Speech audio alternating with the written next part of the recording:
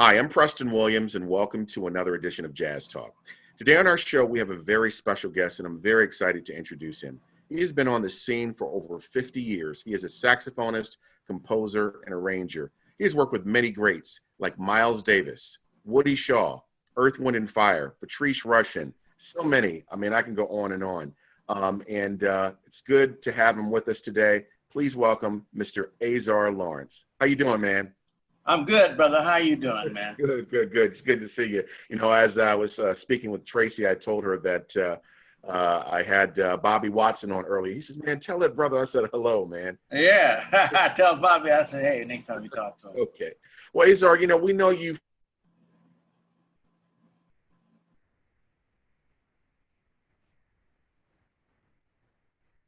Something's changed, Preston. I can't hear you.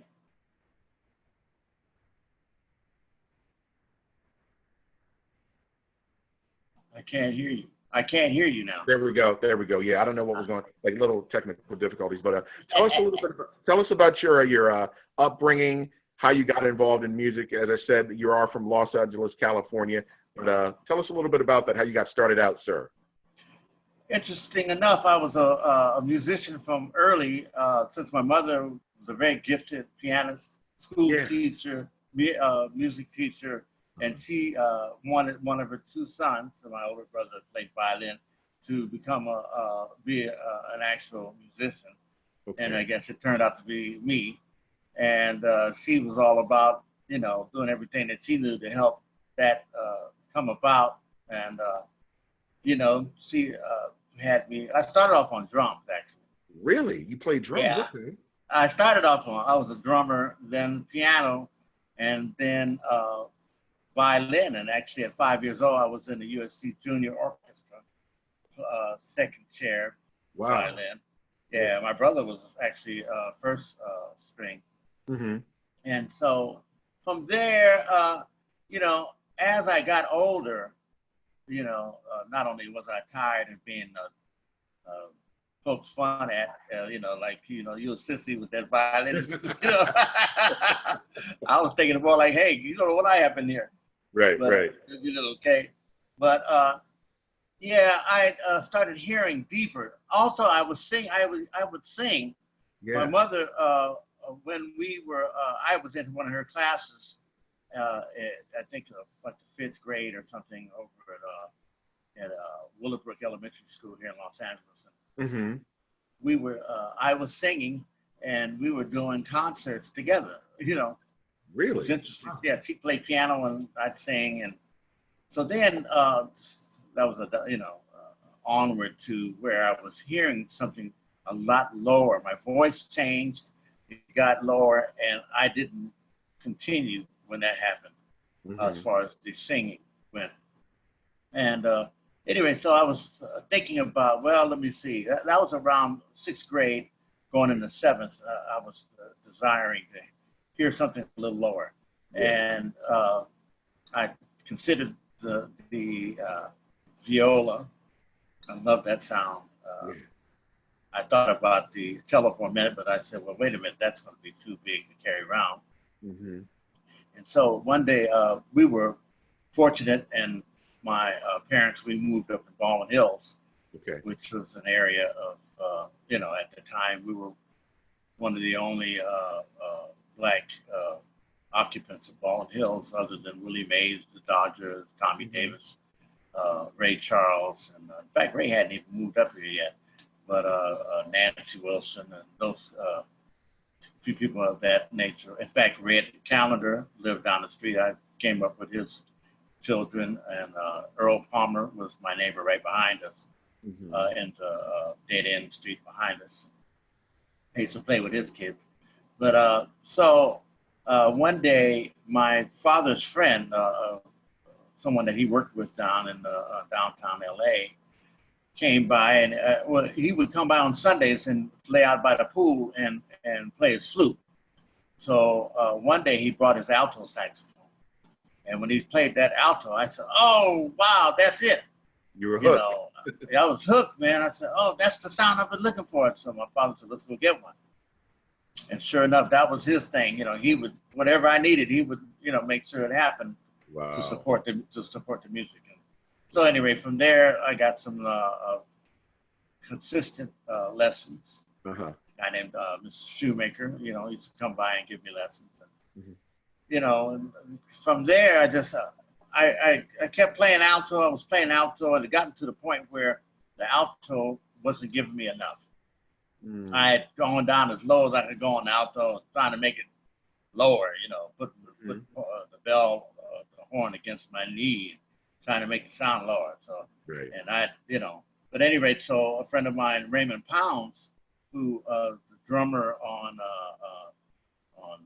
Trouble Man, Marvin Gaye, and Stevie Wonder's few of his great hits and stuff. Anyway, he told me, he said, man, you need to get a man's horn.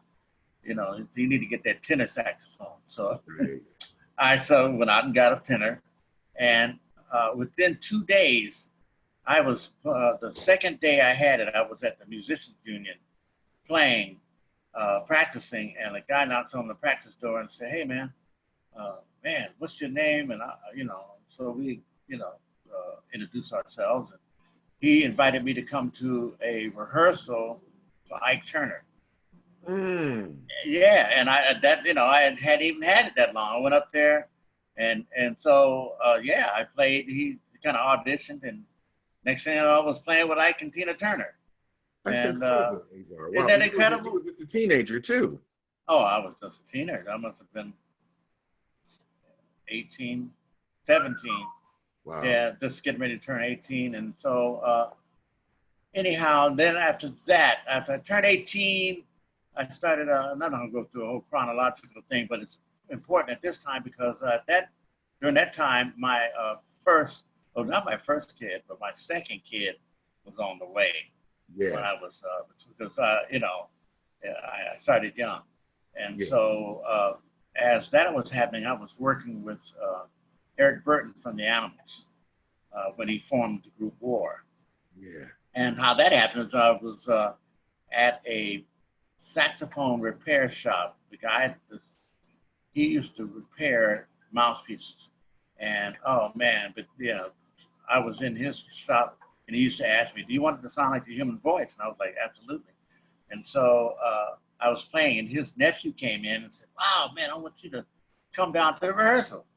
And so I went down there, and that's where I met Eric Burton. And he fired everybody, including the guy that took me down there. He said, and said, "Listen, Azar, I'm going to show you. I'm going to put this new group together, and just come by on Fridays and pick up a check, and just to show that I'm interested, really serious about it." And so I guess he was forming War.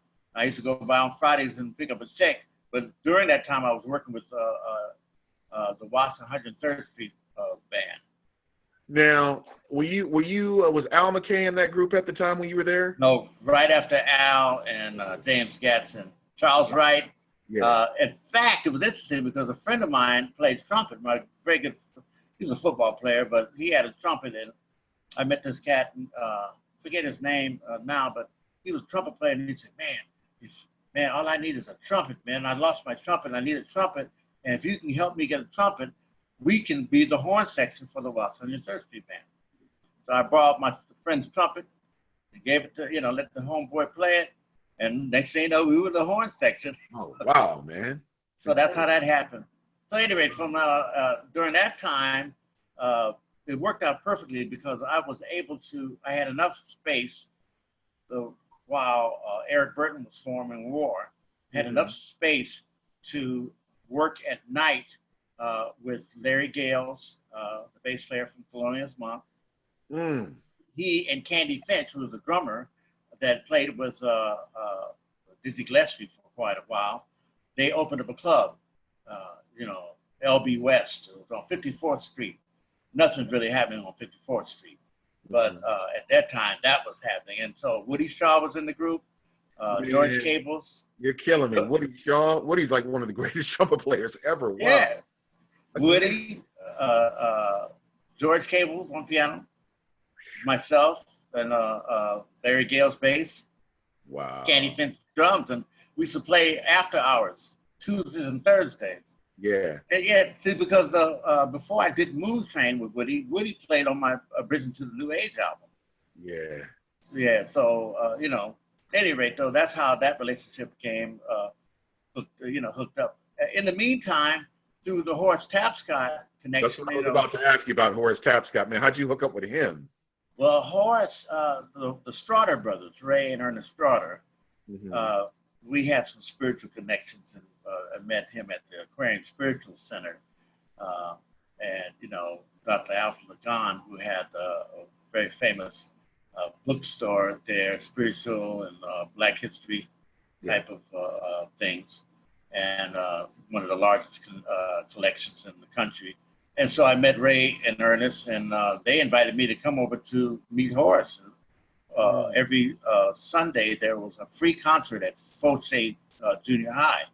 Uh-huh. And so I went over there and met Horace, and who immediately invited me to play. And next thing you know, I was playing baritone in the Horace Tapscott Orchestra. That was in my last year of high school. Man, that's incredible. You accomplished so much, man, in a short amount of time playing with these giants. Wow. Well, see, now then, at one of the concerts, I met Reggie Golson, Benny Golson's son. Yeah. And he and I hit it off right away. And oh man, I spent so much time at the Golsons.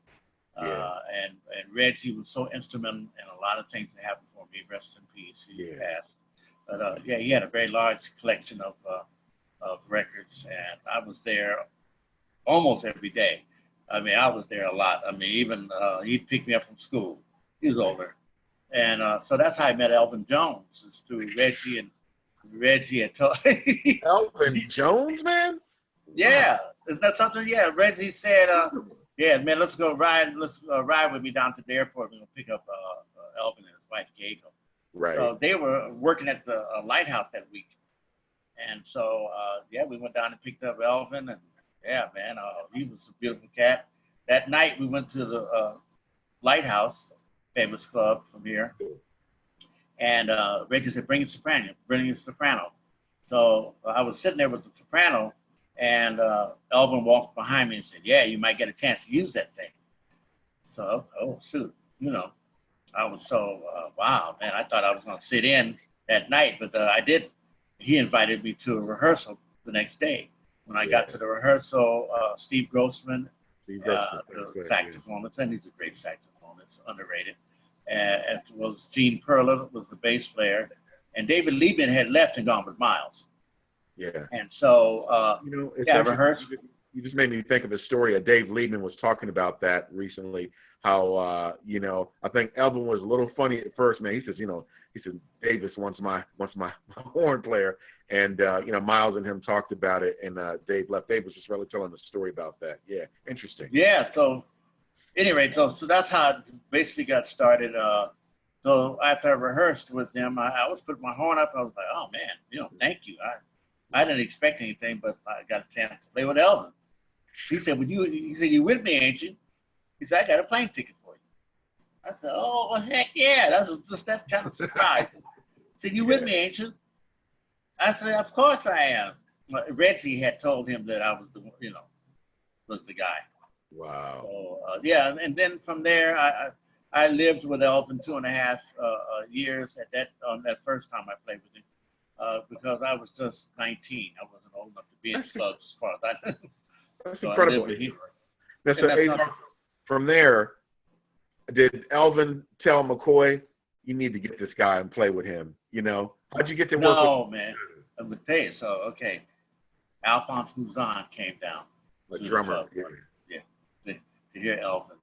And I always wanted to play with McCoy, but every time at the Vanguard, we were playing at the Vanguard, and the next week, McCoy was going to come in there with his quartet. And every time, that would happen a lot, but Elvin, we would always leave and go somewhere else the next week. Right. In those days, we would play Tuesday through Sunday, 3 sets a night. And so it was going to be the same thing. McCoy was coming in next week, and I met Alphonse. He said, I'm going to tell McCoy, you the cat we need, man. And so if you're around next week, come back down to the Vanguard, and I'll hook you up so you can sit in. Well, I knew we were leaving town. So I said, okay. But that performance that we were leaving town for got canceled. Oh, okay. So isn't that something? So Man. first time. So I went down. I know I'm talking a lot, but I went down and McCoy said, "Hey man, you want to play?" I said, "Yeah." So I sat in, and he went his way, I went mine, and everybody was talking. Oh man, he loved it, this, that, and the other. And as soon as a few people left, he came back over and hey man, you like playing? You want to play? I said, absolutely. That's what nobody's doing. So I gave him my number. I was staying at that time. I was either when I was in New York, I was living with Elvin, but then I had a wife and child that was in Arlington, Virginia, and that's where I would go back and forth. And I got a call the next day, and they say, "Hey, got a telephone." I'm like, "Who's calling me?" And hey, buddy, it's McCoy. Man, I must have yelled so loud. You could probably still hear it if you listen. Yeah, so that's how that happened, you know. Man, that's unbelievable. You know, and during that time period, early 70s when you picked up with him, I mean, still to this day, and I even heard McCoy say, you know, like, for instance, the live recording you guys did in Enlightenment. He said, that's probably one of my best recordings, you know, live. And just the intensity, the way you guys were playing, because I'm sitting there listening, because, you know, there's footage of that Montreux tour that you guys did in July of 73. And the way you guys were playing, it was like you got caught up in a trance. I'm like, the way you were playing, it almost sounded like Coltrane. And I was thinking to myself, I said, I wonder if McCoy saw that in Azar, because you guys, the way that you all played, the intensity was just so powerful. And when I saw you a few years ago at Blues Alley, you signed this for me. This is the one. Oh, yeah. Yeah. You signed nice. that for me. Yeah. Yeah, and that's one of his best recordings, and that one that you guys did after that, Atlantis, both of those were just so powerful. And I'm like, man, this dude is just incredible, you know, because I'm listening to him, and it's almost like McCoy was just continuing that music that he had with Coltrane, that intensity. And to be quite honest with you, of all of his bands, Azar, I don't think I've ever heard McCoy like that ever since. And just as a piano player, I was talking to his drummer Eric Gravett, who played with the Weapons. And I was talking to him, and I was telling him about an interview with Freddie Hubbard and McCoy Tyner. The guy was asking Freddie. He says, "Freddie, you played with great pianists like McCoy Tyner and Herbie Hancock. You know, what's the difference between those guys?" He said, "Oh, they're both great." He said, "Herbie plays, you know, synthesizers." He said, "But when it comes to the natural thing," he says, "McCoy Tyner is my man." He says, "Playing with McCoy Tyner is like playing with three piano players." You know? You know, and he's like considered the most influential pianist of the last 60 years. I mean, I love McCoy. And like I said, we just lost him last month. You know, such a beautiful person. And you know, talking about Freddie Hubbard, my algebra teacher's father lived across the hill from up his backyard. You could see it was just one level up. So the people were across the street from me. Their backyard, you know, was a hill, and at the top of that hill, the next street, that's where Mr. Heidel lived. And he came down one day. I was about 16 years old. He came down, and he had heard me practicing, talking to my father, and introduced himself to me. And he said, "Look, man," he said, "I grew up with me and Freddie Hubbard are close. He said, I'd like to take you out there to the lighthouse when he comes next month and see if he'll let you sit in."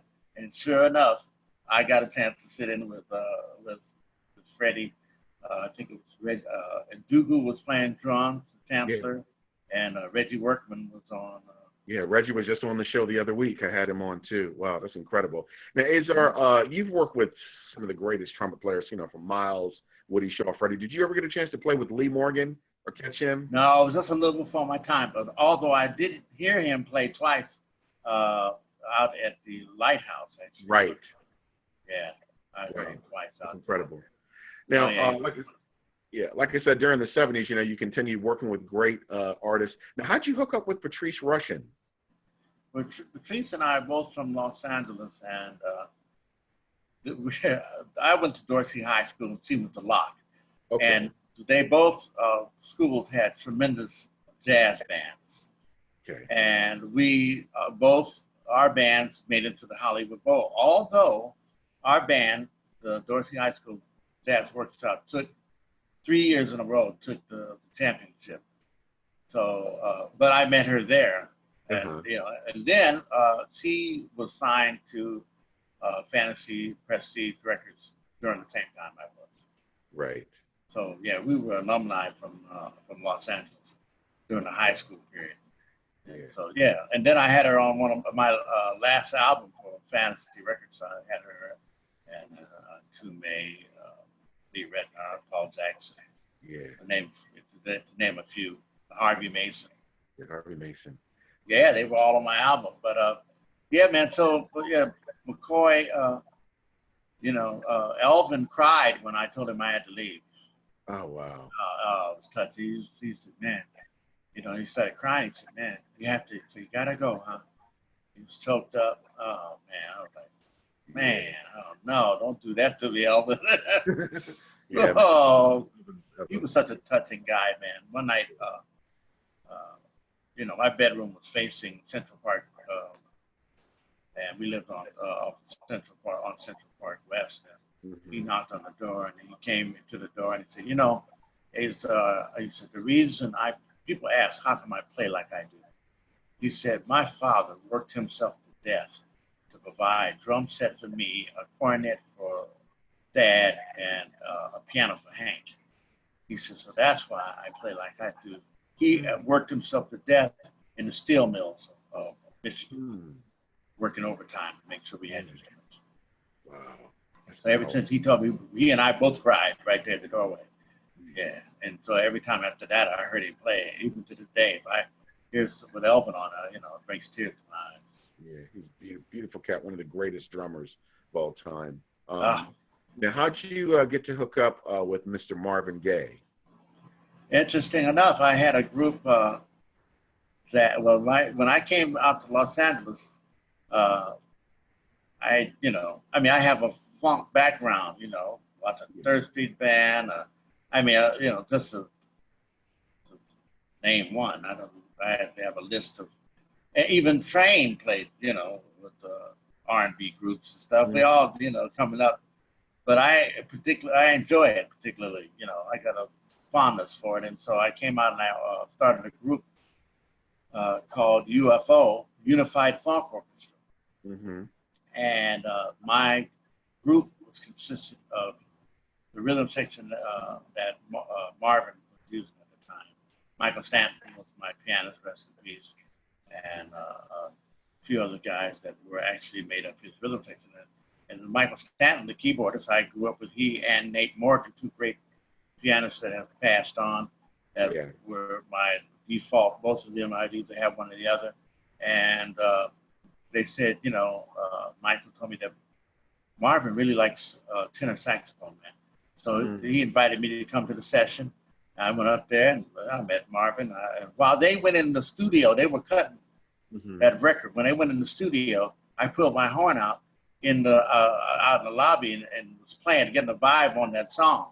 So then they came out of there and he came back in, and Marvin was listening to what they had done. So I said, "Excuse me, Marvin." I said, "Hey, man." He said, "Yeah, what's up?" I said, "Hey, man." I said, I was kind of working out something while you guys were out there. He said, "Oh, really?" He said, "Let me hear it." So I played it for him standing right there. He told the engineer, "Get this man a mic." Get this man a mic. Yeah, he said, "Get this man a mic right now." He put the mic up and I, recorded. He said, "Just do your thing, man." So I did my thing. So then after that, he called me the next day. And so I thought when it was Marvin, I thought it was something, "Hey, you want me to fix something?" I thought it was, he wanted something a little different. He said, "No, I want you to play again against yourself." Oh, wow. So it's like it's like a crisscross thing. He said, so that's how that Hear My Dear happened. It ended up being Hear My Dear, a record that he donated to his wife. Wow, incredible. As they were breaking up. So yeah, man, but it's been a really beautiful ride. Earth, Wind and Fire, Maurice White. I wrote 3 songs on the Powerlight album with Maurice. I don't know if you were aware of that. And I got into writing. I mean, between my mother and Horace Tapscott and McCoy Tyner, I had been in the presence of greatness as far as pianos. And for 5+ years, I've worked with McCoy Tyner. Once again, during those times, it was Tuesday through Sunday. We would play 3 sets a night. So, I mean, I heard a lot of greatness in piano. So Oh yeah. No stranger to the piano. And then I had taken piano. My mother made sure. Right. And so I just set out, and I found I had a knack to write, man. And I even I was doing some stuff with Chuck Jackson. He and Marvin Yancey did Natalie Cole's productions. And at the time, Chuck Jackson was one of the workingest producers in Los Angeles, and Patrice Banks, better known as Chocolate from the Grand Central Station group. I met her through Sybil Thomas, Rufus Thomas' daughter, who was a friend of mine, and next thing you know, she and Chuck Jackson would come by. He lived in Baldwin Hills, not but several blocks from me, and they would come stop by, and I had a workstation set up, and once he first heard my music, they'd stop by in the evening, and every day I'm writing songs all day. I went into the songwriting business. And yeah, so I would have like 4 songs, at least 4 songs. Ren Wood's album, Irene Carr's album, and he had me playing the piano because I had a little signature on the songs, on the synthesizer, you know, Right. yeah, mostly. And I had a Prophet, which was one of the first really updated, keyboards, that synthesizer, computer keyboards. And so yeah, man, he liked the stuff, and shoot, man, we were working as they'd have me playing. He'd have me playing next to the great pianist of the time, which was at that time Michael Boddicker, and this, that, that. But at any rate, so I was sitting in front of listening to one of the things we did, which was, I think I was sitting in my car waiting for my wife at the time and my youngest daughter to come out of the Pig Fair, which was a theater, and Maurice White pulled up behind me. I was like, oh, wow, it's Maurice. Whoa. Yeah, and I was sitting there, and Maurice and I share certain spiritual values, and things that we're into out of the Egyptian mystery school. Egyptology, kind of yeah. Yeah.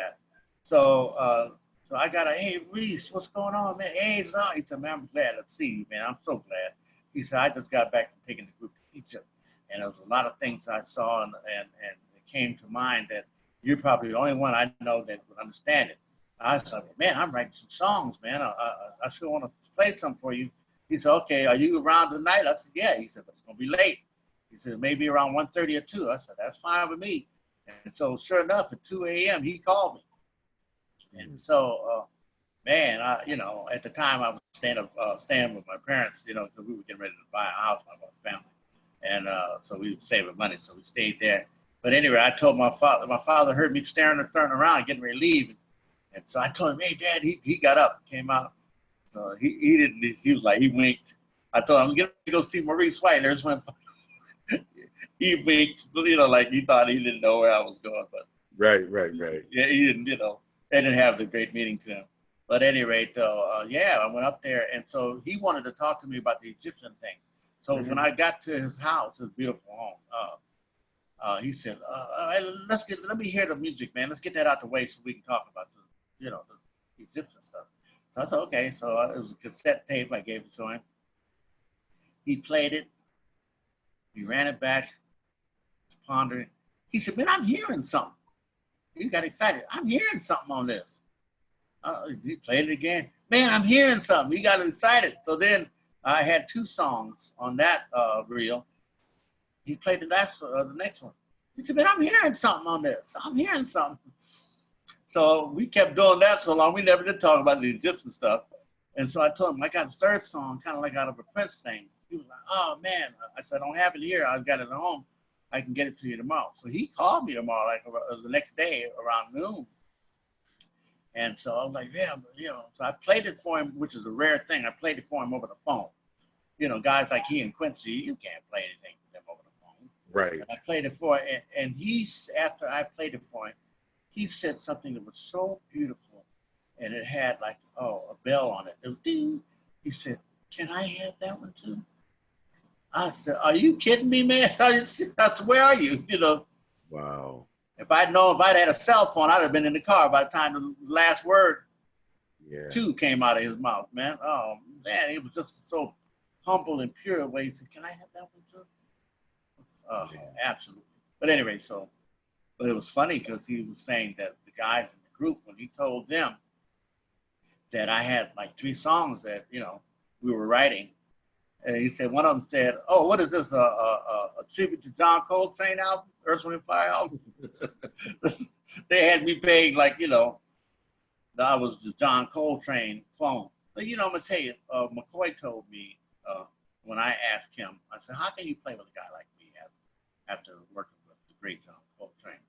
And he said, "I think that you and John feel the same way about music. You feel the same way that he felt about music." Yeah. So, and that's kind of like what you were saying, and it was not contrived. I never did take, maybe I should, but have, but I never took his solos, worked them out, played with the albums, played with him, and I learned a melody or two, but I never took his solo, John solo, and played along with it.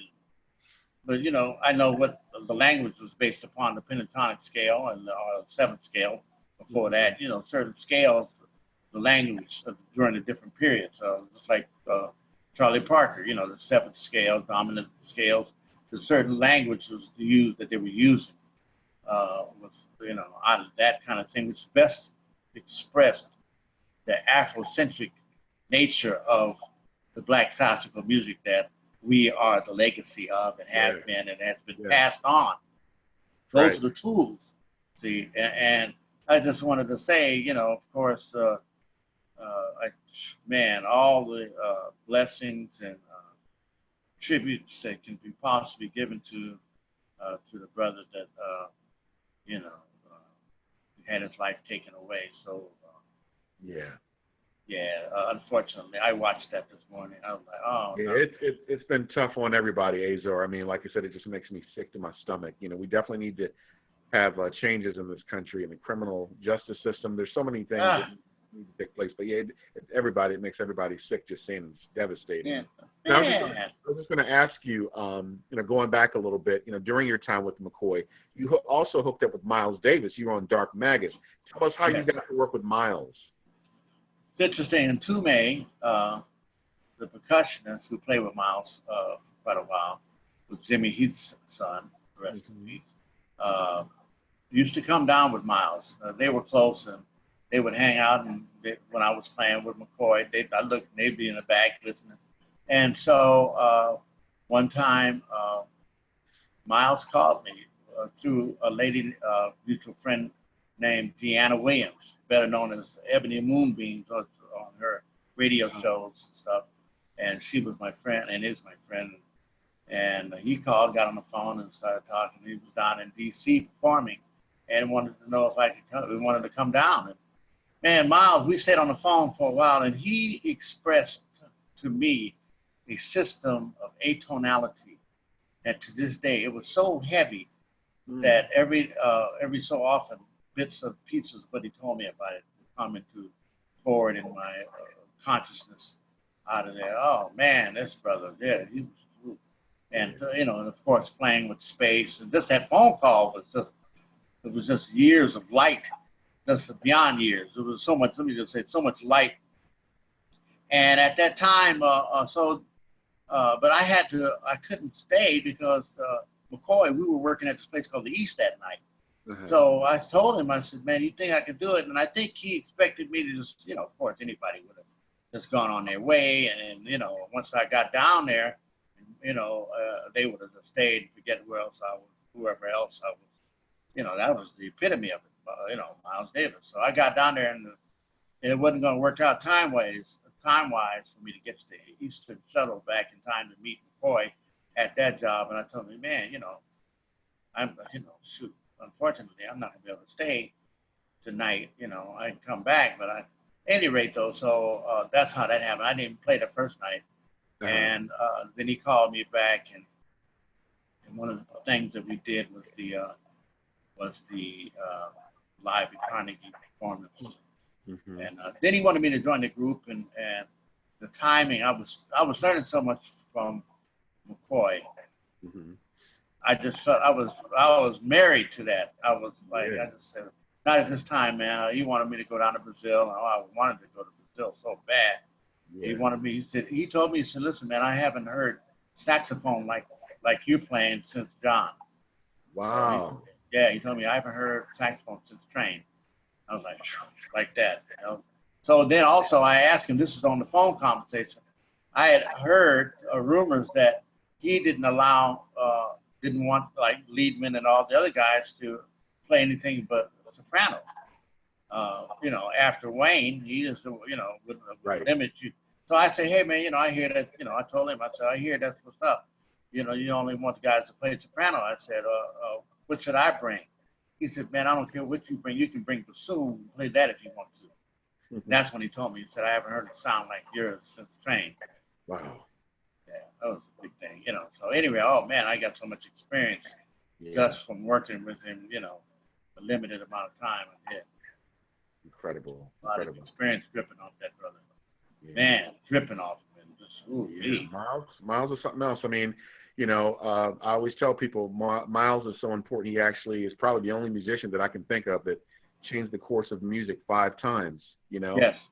He was always reinventing himself. That's nobody like Miles Davis. Oh, man.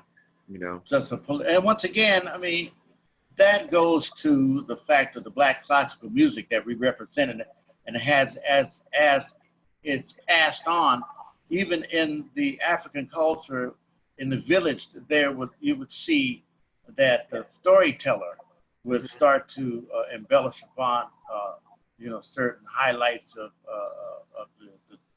the thread that was carried on of the knowledge, you know, via the storytelling. And so this is how we're continuing to pass on the information, the thread, the golden thread, we'll call it, of the knowledge that's being passed on, the lineage of the Black classical music that is emanated out of Africa, even as far back as time goes, and has been embellished upon, of course, that we see all the other forms of music. You know, because one time on the Atlantis album, there was a song that McCoy was interested in playing, but he couldn't get at the rehearsal. The drummer wasn't playing what he wanted. And so finally, Guillermo Franco, the great percussionist, rest in peace, said, let me try it. You know, so he got and called himself playing a Brazilian beat rhythm on it. But it was kind of funky. It was kind of a funk thing. And McCoy said, that's it. And right then I saw that, oh, there it is. It all comes out of it. All those rhythms, all those beats all this music comes out of the African culture. And because of business and the, you know, the categories have been set up. We call it this, we call it that. And that's really so the columns can be checked and the money can be set, divided and set straight, and they can, people, those powers that cause themselves in control, can reap and keep their columns straight as far as money intake. But it's all comes from out of the African culture, and the drums and all those type of instruments where the music came from. So that was clear at that point. And you know, so that's what we're doing now. I have a group called the Azar Lawrence Experience, which is an Afro rhythmic, Brazilian rhythmic, and you know, as we know, you know, the slaves and or the enslaved people, the enslaved ancestors who took over the ships and you know, and ended up in South America. A lot of those rhythms are authentic. They came out of there, you know, out of that culture. Right. You know. At any rate, so that's what we're doing now with the Azar Lawrence Experience. Fantastic. Yeah, with a new twist on it, with the and as learned from Miles and Tume, who's the percussionist with Miles, elaborated on it. He was just saying, Azar, he said, all of that music like McCoy, all the acoustic music that people are playing and done so well with, he said that is the product of the 18th century. Those instruments are, you know, the bass, the fiddle, the bass fiddle, the violin, you know, all of those acoustic instruments came out of the 18th century type of, you know, that's the technology from then. And so now, and so the current technology is offering the electronics, and so he showed me, he actually told me about a picture I saw not long ago where Train had a picture of him with the Veritone system that Eddie Harris made so popular, electronic system. And so he was experimenting with it. But yeah, that's where my head is at, experimenting with some current, technology to embellish the music and bring forth the new energies. That's it. Man, I look forward to hearing that band. Once that COVID-19 passes, you got to get back to D.C. and Baltimore so I can check you out. Good place for you to consider performing is at Keystone Corner. Todd Lund in Baltimore, and he's gotten some big acts there from Ron Carter, the Cookers, Kenny Garrett. I mean, so many great musicians. Donald Harrison, they've all come through. So I look forward to seeing the Azar Lawrence group coming through. Now, I wanted to get back to you and ask you about Maurice White again, who I consider a genius. Tell me, you actually worked with them on their Power Light album, which came out in 1983. Absolutely. Tell me a little bit about that experience, working with him in the band. Well, I mean, I knew the guys in the band for a long time, and before, but it was a blessing to have that opportunity. Like I told you how it happened. Yeah. And I had, with my writing thing, I had a guy played some parts on the songs before I let them hear it, that kind of like, bass pops, and that would have been, I felt that it would have been something that Verdine would have used. So when we were at a rehearsal, Maurice, Verdine, and B. Lloyd Taylor. Yeah, B. Lloyd he wrote that Getaway song. That's Getaway. Right. And so, at any rate, so they stepped after we played the song for a minute. They stepped to the side and had a little meeting. So then they came back up, and I thought, oh, uh-oh. He came back up and said, well, we want you to play the bass part. I said, well, no, that's, I said, no, man, I have something on there for Verdine. They already had, so I was like, yeah, uh-oh. So anyway, no, we want you to play it. Verdine said, no, we want you to play it. So that's me playing keyboard bass on those 3 songs. Oh, wow. Wow. That's incredible, man. Yeah, man. And just for your information, we worked at Keystone, the new Keystone, last year, and we're set to play 2 nights at the Blues Alley, I think on the 25th and 26th of this month, and on the 27th and 28th at Keystone. And before those, we're going to play in Philly, a concert in Philly that all got discontinued. Will be rescheduled now. Man, I will be there, Azar, to support for sure, man, for sure. Thank you, brother. And I see Tracy. She seems like she travels with you. I see her in photos with you. Yeah. Oh man, Tracy is that's a godsend, man. I mean, her passion and oh man, it's just like so inspiring. She's such a. I hope she doesn't hear me, but she's such a smart. I'm just kidding. No, she deserves all the tribute anyone can give her. She's so intelligent, spiritual, and just a perfect fit for what we're doing. She's so into the music, and her intelligence level. She worked with was one of the directors of Homeland Security for 4 years during the Obama period.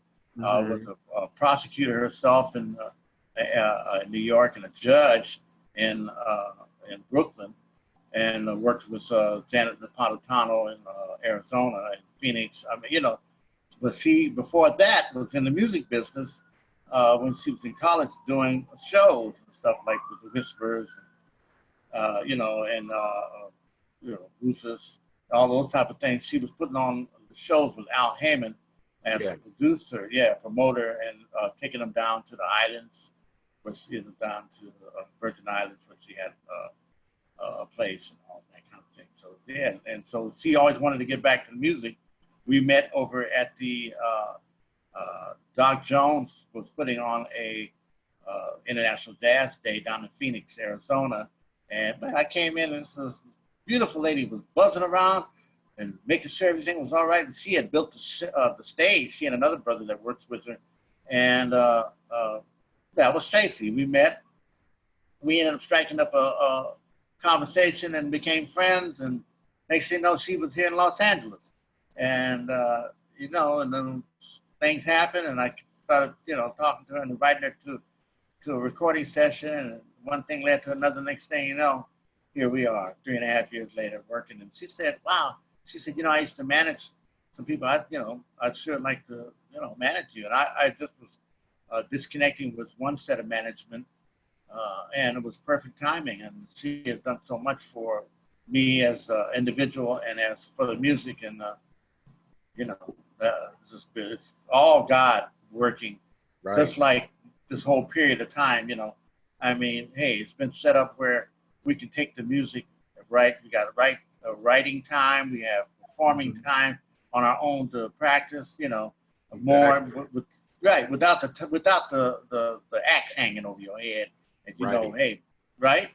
Exactly. You know, things are happening, and you know, it just it's a blessing. So she's a blessing, and this whole thing is every day is I'm grateful. Yeah. Grateful for Tracy's participation, and it's just a monumental involvement. Fantastic. Well, listen, man, we're grateful for you, and I want to thank you so much for doing this interview today. Blessing to sit down with the great Azar Lawrence. And hang on, don't leave. I'm gonna close the show out. Well, okay, guys, you've heard it from the great Azar Lawrence, and as the saying goes, if the music grooves and makes you move, it must be jazz. I'm Preston Williams with Jazz Talk signing off.